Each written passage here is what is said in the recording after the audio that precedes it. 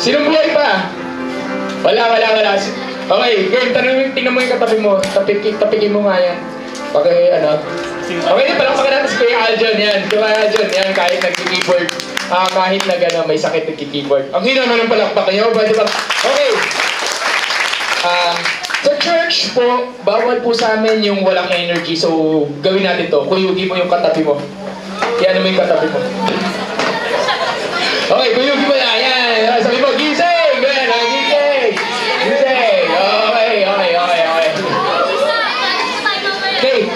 So, I'll be asking, kasi medyo tawag dito, hindi tayo nagsimula on time. Okay? Hindi tayo nagsimula on time. Tama mali? Hindi tayo nagsimula on time. Nagsimula tayo ng 2:15. So, meron kayong 15 minutes. Meron akong tawag dito. May extension ng 15 minutes. Okay, joke lang. Okay? Biro lang. Okay. But anyway, hindi tayo nagsimula on time. Pero, I will have a very short message this afternoon. Very short lang. Hindi ito abutin ng mga 5 oras. Joke lang. Okay. Sino sa inyo, can I see the hands of the first time na nakapunta dito? First timers. Okay.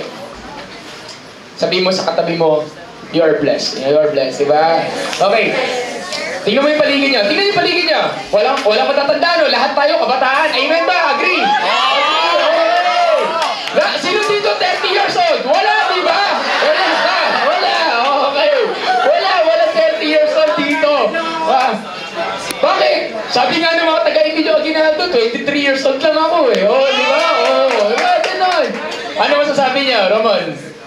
18 lang daw, Okay. Anyway. Hindi, biro lang. Ako po si Kuya Mike, or ako yung head pastor. Kung nakikita nyo sumisingit-singit kami kanina, pagpapasensyahan nyo na po. Kung hindi ganun kaayos yung ating first ever youth gathering, sabi mo sa katabi mo, okay lang yan. Okay lang yan. Sabi mo, simula pa lang, una pa lang. Kasi magkakaroon ng pangalawa, magkakaroon ng pangatlo, sino magkakaroon ng ika-4 at paganda to ng paganda at palaki to ng palaki. Sinong gusto yun? Amen! Para ayaw nyo, sinong gusto yun? Amen! Okay. Ano ba ito? Ano ba itong pinuntahan nyo? Ano ba itong youth gathering na to? Una-una, tanggapin mo sa sarili mo kabataan ka. Yes or no? Karamihan high school, karamihan kilala ako dito. Karamihan nakita ako sa Bible studies, pero hindi lang ako. May mga kasama ako, si Ate Kat, si Kuya Edric, si Ate Rose, si Ate Tapel. Wala si Ate Tapel dito ngayon eh. Ay, ano ba yan? Okay. Ate Rhea, ayan. So, may mga tao akong kasama sa Bible study, si Ate Ara, sila yung mga kasama namin sa Bible study, sila yung mga nagtuturo. At ako minsan umi-extra. Ayan, si Kuya Aljon, yun. Yung sikat na nagki-keyboard dito, yan. Okay? Bakit namin ginagawa yung ginagawa na to? Bakit tayo may ganito? May tanong ako sa'yo. Tanongin mo yung katabi mo, may tanong daw. May tanong daw. Ayan. Okay, tanongin mo yung katabi mo. Ikaw ba, anong gusto mong mangyari sa buhay mo? Tanongin mo yung katabi mo, anong gusto mo? Anong gusto mo? Anong gusto mo? Anong gusto mo? Okay. Sino dito, naranasan na to? Meron kang crush. Natulog ka. Lahat ng titingnan, bawat pikit ng mata mo, siya nakikita mo. Titingin ka sa plato mo, siya nakikita mo. Di ba? Doon ka ng TV, yung artista, siya pa rin nakikita mo. Di ba? Okay, yes or no? Yes. Okay. Alam mo ang tawag doon? Ang tawag doon, intense emotion. Pakisabi nga, intense emotion. Intense. Okay, wait. Anong Tagalog ng intense emotion? Marugdog na damdamin. Yan, marugdog na damdamin. Okay. Pastor, paano ba yung intense emotion? Yung intense emotion yung parang kang na-ebs. Alam mo yun? Yung gano'n, yung tipong, andyan na siya. Uy, tago niyo ako. Mga girls, diba? Yes or no? Okay? Yes or no? Tapos, wait lang. Ito ha. Ito. Tapos, pag tumabi na sa'yo, hindi ka man lang makapagsalita kahit isang salita. Yes or no? Yes, okay. Sabi mo sa katabi mo, hindi ikaw yun. Hindi ikaw yun. Okay. Alam yung tawag doon? Ang tawag doon, passion. Pakisabi nga, passion.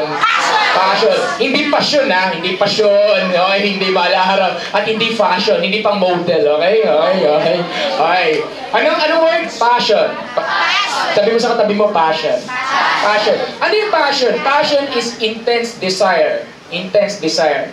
Ibig sabihin, meron kang intense emotion. Pag ikaw may crush ka, may gusto kong tao o may gusto kong bagay, wala nang laman yung utak mo kundi yung taong yun o yung bagay na yun. Tama mali? Di ba yung mga nagpo-Pokemon Go, wala na silang ginagawa kundi makahuli, di ba? Masasagasahan na, di ba? Alam mo yan? Uy, may Mewtwo, sandali. Alam mo gano'n? Yes or no? Yes or no? Okay, pag may gusto kang mangyari sa buhay mo, may gusto kang makuha, wala ka nang ibang iniisip. Yes or no? Yung mukha ka na minsan, mukha ka ng Facebook eh. Di ba? Di ba? Yung mga nagpe-Facebook dito, 24 hours. O, guilty. Hindi yun. O, di ba? Mga 24 hours. Tingnan mo yung katabi mo, sabi mo, hindi ikaw yun. O, kaya yung mga nanonood ng telenovela, Korean novela na walang tayuan. Okay. Sabi mo, hindi ikaw yun. Okay, okay. Okay. O, last one. Ito, kahapon lang. Ladies, mga babae ito, kahapon lang to eh. Nalaman ko. Karamihan ng babaeng high school, karamihan. Eh, hindi ko maintindihan bakit fan na fan sila nung K-pop na to. Ganyan, okay. So, doon ko lang nalaman, ano yung may EXO, sabi ko, ano yan, Candy, di ba? Ganyan. Okay. Kahapon, wait lang. Minsan, yun yung desire nila, eh, ako, minsan yun yung passion nila. Meron pagkakataon, daan kami ng Araneta Coliseum, tapos andun yung concert. Yung pila, ang haba ng pila, tapos magugulat ka, yung concert, gabi, pero yung pila, madaling araw pa nagsimula. Alam mo yun doon na sila natulog. Ano yun? Yun ang isang example ng passion. Yun ang isang example ng intense desire. Kasi gustong-gusto mo, handa mong gawin ang lahat. Tama mali? Sino naka-experience dito nun? O, eto, tanong, gawin natin ang tama. Sino may passion pagdating sa math? Hindi mo pag nakakita ka ng math, math na naman, grabe! Okay. Sino? Taas ang kamay. Yung wala ka ng laman, utak mo, kundi mathematics, di ba? Okay, algebra, calculus, di ba? Okay, wait. Okay. Gawin natin ang tama. Sino dito may passion sa pagtulong sa kanyang magulang? Yung tipo, tutulong na naman ako! Maglalaban na naman ako! Okay. Tingnan mo yung katabi mo, sabihin mo, ikaw ba yun? Yan. Ikaw ba yun? Okay. Next one. Okay, kasi puro tayo estudyante dito eh. Di ba? Amen ba? Puro tayo estudyante dito. Yan, okay. Okay, magkabataan. Sino din may passion naman pagdating sa... Ito, normal to sa atin eh. Crush mo. Yes, no? Di ba? Crush mo. Diba? Normal. Okay yun, sikat na. Gusto mo artista, gusto mo tao. Yes or no? Or, meron ka bang dinesire, hindi lang tao, may dinesire ka bang gamit na gusto mo magkaroon? Diba? Yung tipong, sinusubukan mo mag-ipon kahit hindi ka makaipon. Ano ba yung gano'n? Okay. Sinusubukan mo mag-gumastos kahit hindi ka makagastos. Yes or no? Sino nakaka-relate? Nakaka-relate lahat. Okay. Ang tawag doon, passion. Anong ginagawa ng passion? May isang tao, sabi niya, bago matapos itong dekadang ito, magpapadala tayo ng tao sa buwan. Sabi ng taong yun. Eh, nung panahon na yun, imposible mangyari yun eh. Hindi pa nangyari ever makapagpadala ng tao sa buwan. Hindi pa ever nangyari yun. Tapos, yung presidente na to, ang pangalan niya, JFK, si John F. Kennedy. So, siya yun. So, sabi niya, bago matapos itong dekadang ito, magpapadala ako ng tao sa buwan. Ito, dapat yung greatest achievement. Yun yung passion niya. Ang passion niya, makapagpadala ng tao saan? Sa buwan.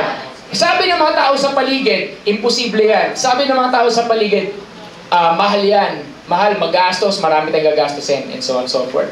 Ano ba yung ginagawa ng passion? Ang ginagawa ng passion, unang-una, number one, it defeat tawag ko impossibility. Sabi mo sa katabi mo, walang imposible. Walang imposible. Anong it defeat impossibility? Sabi ng mga tao sa paligid, imposible yan. Pag may passion ka, kahit kulang ka sa height at gusto mo maging beauty queen, one day magiging beauty queen ka.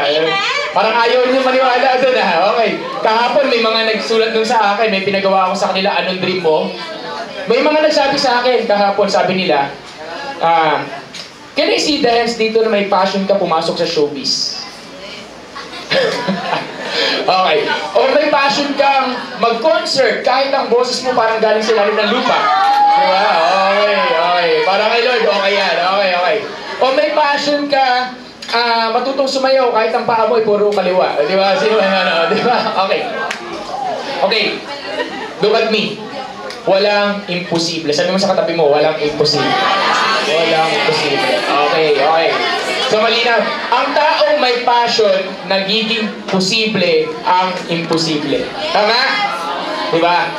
Ano ibig sabihin ng pastor? Sabi ni John F. Kennedy, kailangan makapagpadala tayo ng tao sa buwan. Sabi ng mga tao sa paligid niya, imposible, mahal. Number 2, ang passion, kahit gaano ka imposible at gaano ka mahal, walang mahal sa passion. Pag may passion ka, kahit magastos siya, nagkakaroon ka ng pera. Ano ibig sabihin nun?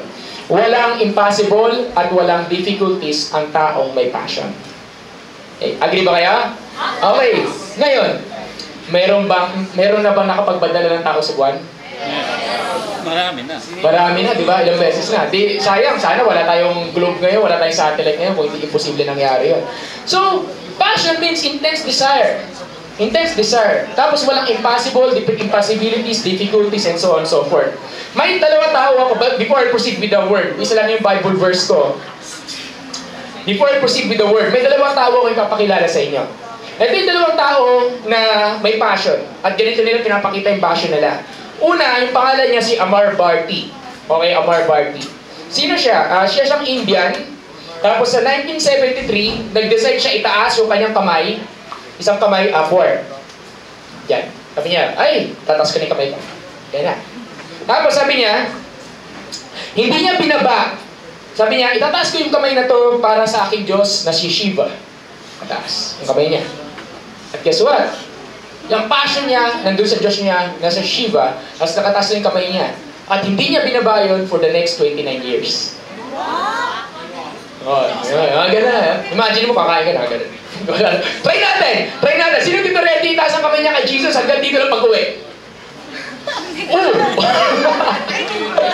Oh, diba? Para, pag nagtanong, ano ginagawa? Para kay Lord! Para kay Lord! Para kay Lord! Diba? Okay, ano para kay Lord dyan? Okay. Hindi, tama mali. So, si Amar Bharti sabi niya, itataas ko lang to. Eh, pastor, ano nangyari? Yes, sumaba yung kuko niya, and so on and so forth. Kung makikita niyo yung picture niya, mahaba yung kuko niya na parang nakaikot na, ganyan. Basta nakataas lang, never niyang binabayan. Alam niyo ba, yung kamay niyo, pag manatiling nakataas to, magkakaroon niya ng parang, mabubuo yung muscle dito na hindi mo na may bababayan. Ewan ko kung anong tawag yun. Pero may tawag dun eh. Diba, Ate Jasmine? Okay, anyway. Pangalawa, pastor, extreme naman yan. Meron pa mas extreme. Si Lotang Baba. Yan. Okay. Pangalan yun. Pangalan yun. Okay. Si Lotang Baba. Huwag mo tingnan yung katabi mo. Okay. Si Lotang Baba. Okay. Anyway. Isa rin siyang Indian sadhu. Pag sabing Indian sadhu, isang teacher. Isang teacher siya. Ito si Lotang Baba, sabi niya, gagawa ako ng isang bagay para sa Diyos ng kapayapaan ng India. Kasi ang India, marami ang Diyos. Millions. Millions ang kanilang worship na God. At sabi niya, para to sa Diyos ng kapayapaan, for the God of peace. So, itong si Lotang Baba, ang ginawa niya, mahirap kopyahin. Yung pagtaas ng kamay, madali lang, di ba? Sa kanya, ang ginawa niya, nag-travel siya sa loob ng 8 buwan. Okay, 8 buwan. 6 to 7 miles every day. Gaano kalayo ang 6 to 7 miles every day? Ilang kilometers yun? Mga ano yun? Mga 10 kilometers. 6 to 7 miles is equals to almost 10 to 11 kilometers every day. Nag-travel ang pastor. Anong mahirap doon? Nag-travel siya sa pamagitan ng kanyang katawan na gumugulong sa kalsada. Try niya. Sino gusto mag-try? Dahil na, pababa lang, oh. Gulong ka, pababa.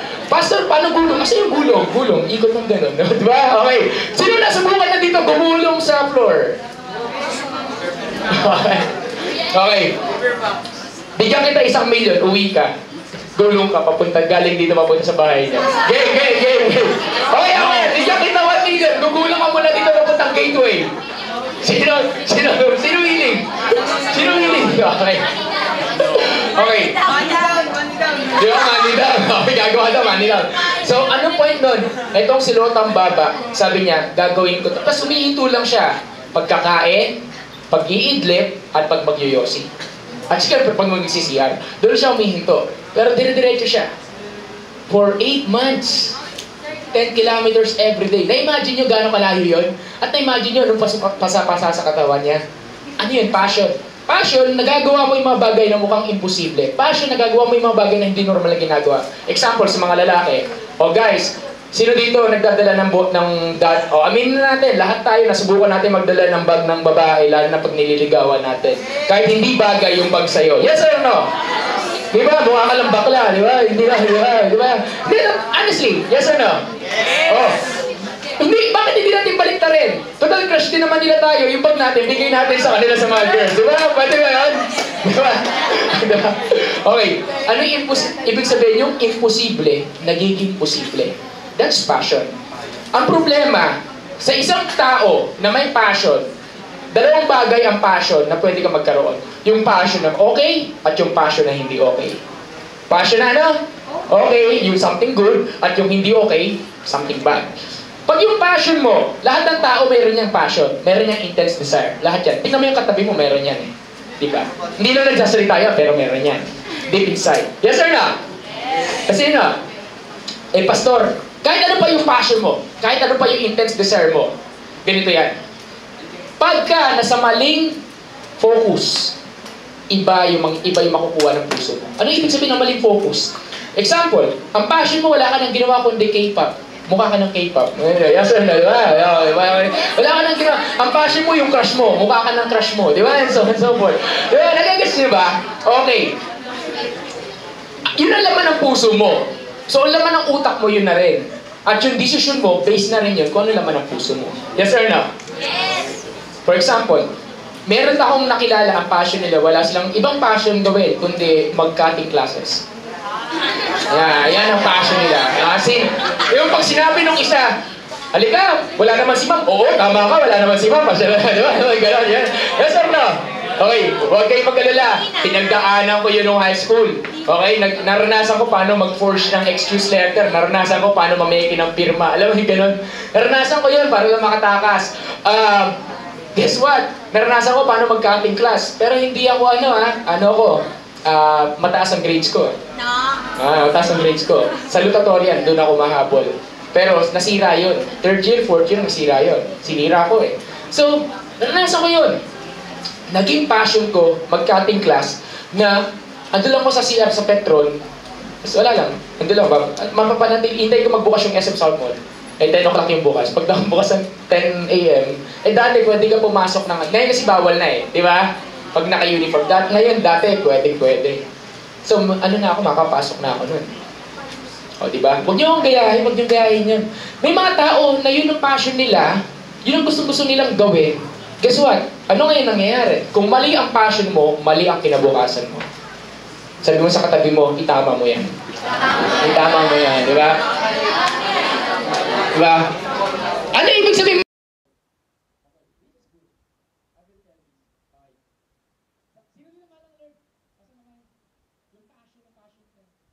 Pastor, paano mo mapapakita ang mahal ng sabi, love the Lord your God with all your heart, with all your soul, with all your mind, with all your strength. That's passion. Sabi mo sa katabi mo, yan ang passion. Yan ang passion. Kasi pagka mayroon ang passion, kunyari, sabi natin palitan natin. Kunyari, K-pop. Love your K-pop with all your heart, with all your soul, with all your mind, and with all your strength. Yes or no? Anong no? Sige nga, yung K-pop fans yun, di nga kayo makatulog. Kung ano eh. Yes or no?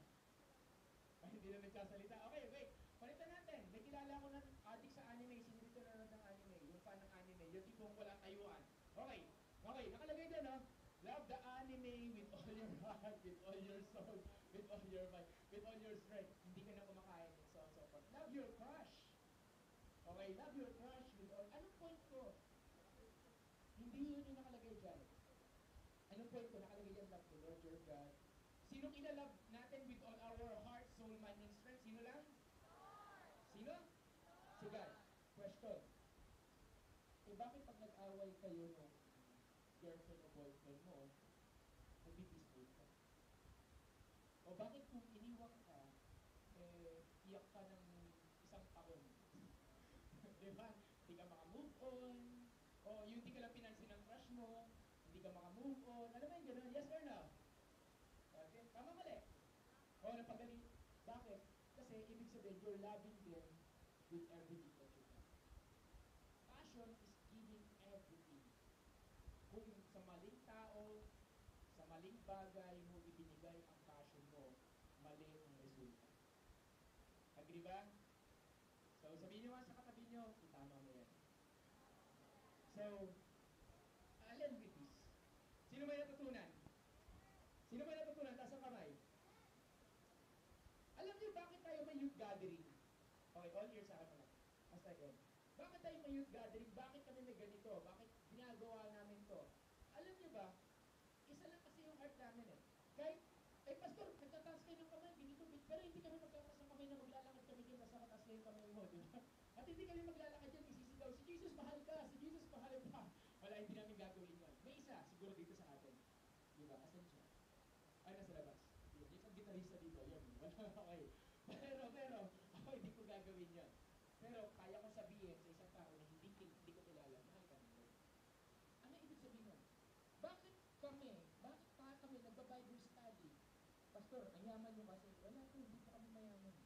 Bakit tayo hindi gagawin? Hindi para sa amin ito. Pinako yung katabi. Para sa kanya yan. Ayan. Nandito ka kasi may taong nagmamahal sa'yo. Nandito ka kasi yung taong nagmamahal sa'yo, dinala ka dito kasi may passion siya para sa'yo. Ano yung passion niya? Gusto niyang makita ma-inlove ka kayo.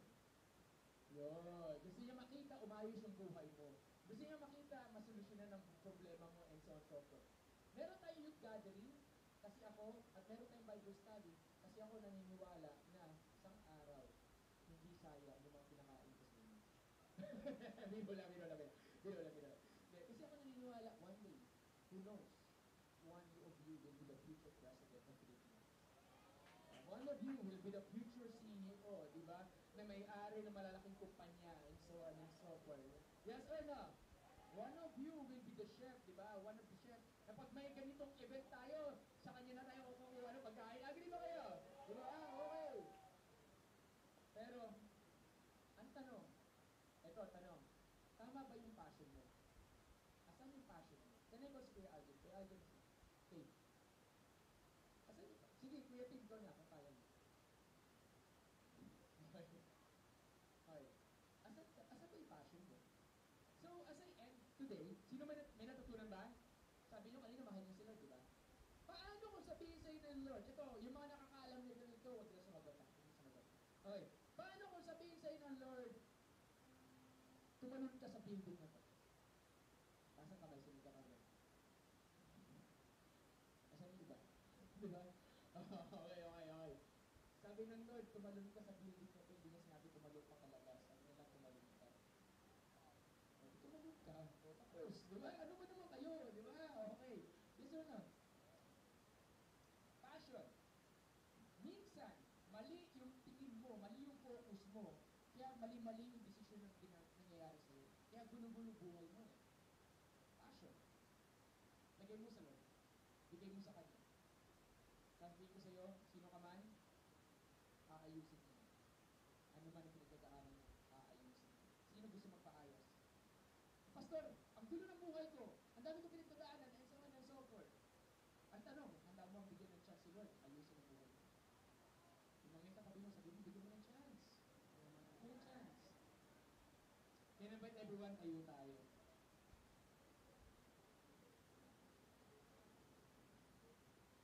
Bakit namin ginagawa yung ginagawa namin? Kasi yun yung passion ko eh.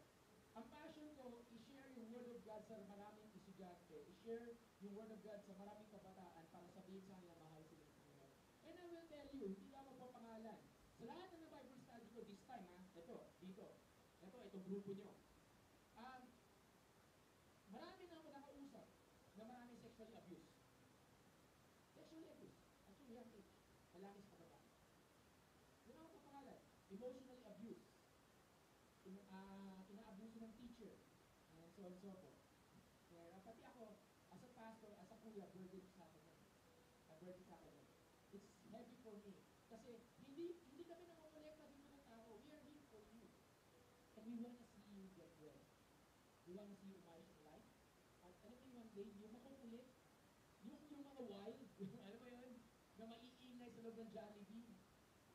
Na one day, sila na magtuturo ng Bible study. Na one day, yung hindi mo nakita yung sarili mo na pinuntahan lang ng isang tao doon na tinatambay doon sa tapat ang ramong magsaysay, di ba? Na one day, nandito sa harap at ginagawa itong ginagawa ko. Di ba? Nasabi niya sa akin na may isa tao nagsabi sa akin, kuya, ito na yung record ko, ito na yung picture ko. Wala akong pakialam kung anong picture mo, anong tingin sa'yo mga tao sa tayo. Wala akong pakialam, wala kami pakialam kung anong tingin sa'yo o anong bad record meron ka, wala kami pakialam. Ang pakialam namin, ano yung plano ng Lord sa isang future. Lahat. Ako, tarantado ako dati. Ayaw yun sa'yo, tarantado ako dati. Baliw ako. Nandito na ako sa akin. Kaya I love young people. Kasi lang tayo, young people. Hindi, I'm 33 years old na po. Okay, I'm 33 years old na po. Hindi po ako mukha lang. Mukhang bata lang. Diba? Diba? Pero the bottom line is, I'm here, we are here for you. We're not here for ourselves. Hindi kami yung mayaman dito. Pero para sa inyo.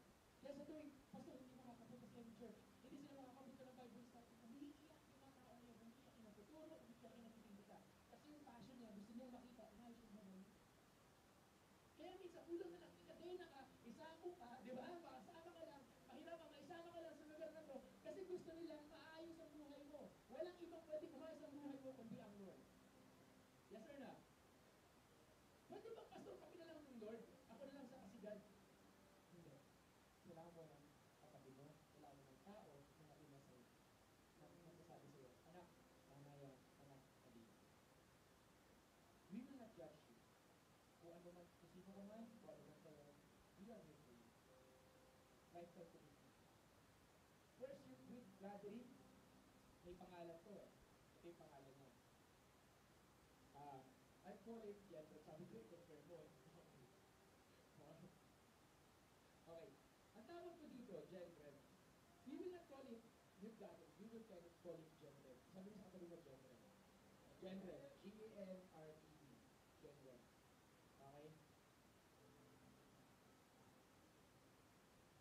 Ayan. Asa na ate? Ate. Okay. Asa na?